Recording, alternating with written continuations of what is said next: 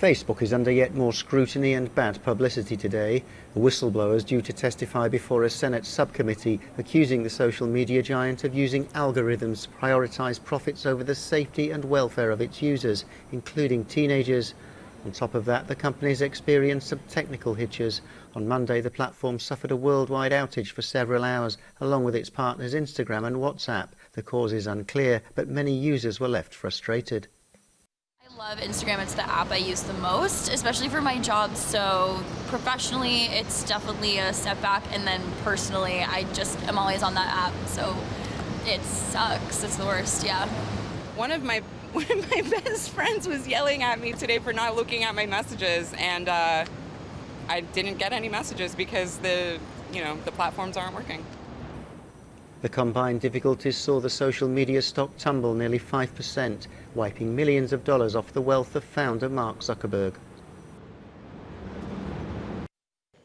Well, let's look a bit more into the fortunes of Facebook, because it's only Tuesday, but it's turning out to be a bit of a bad week for the social media giant.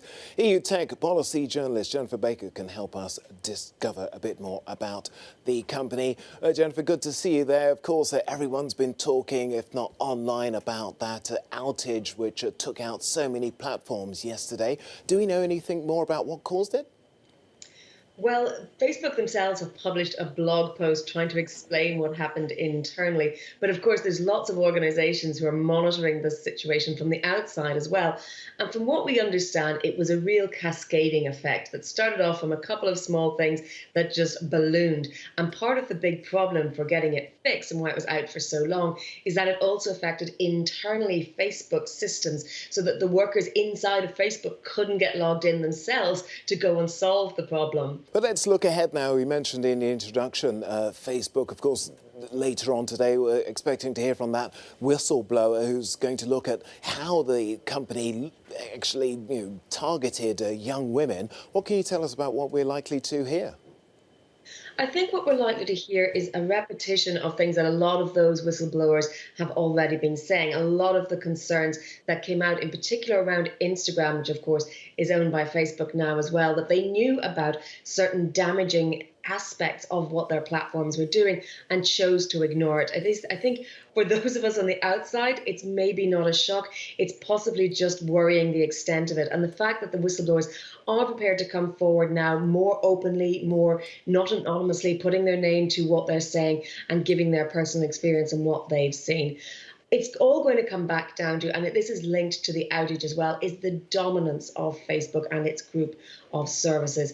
And this is something we're even seeing at the EU level. They're saying, you know what, maybe it was a good thing that Facebook went down. Maybe in a way it's a good thing we've got this whistleblower saying what she's saying, because we need to wake up and understand just quite how dependent we all are on these services. And what about, what implications does this possibly then have for control and regulation of these social media platforms? Can we let them effectively be their own sort of gamekeepers? There's been a lot of noise in the last few hours, as you can imagine today, with all the MEPs in Strasbourg saying, we really need to think about breaking up Facebook. This is not the first time we've heard that call from the European Parliament. But just yesterday, Rasmus Anderson, who is the shadow rapporteur on the Digital Markets Act, saying it shouldn't be a taboo. This is our message. This is what we have learned from this outage.